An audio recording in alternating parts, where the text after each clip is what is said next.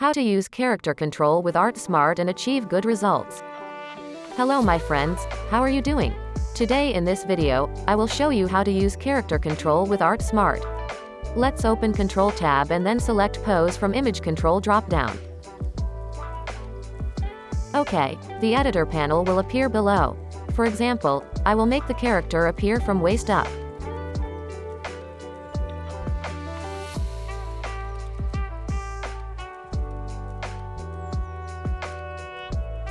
Next, I will fill in the prompt below with Nicole Scherzinger posing the same way as the character control.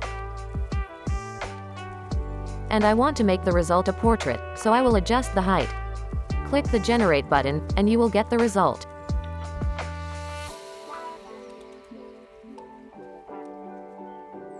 Okay, the result looks really amazing. Let's try another pose to control the character.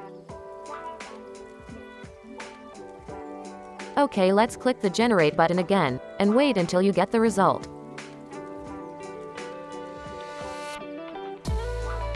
Great! The photo of Nicole Scherzinger looks just like the character control I made. Thanks for watching. If you have any suggestions for future videos, please let me know in the comments.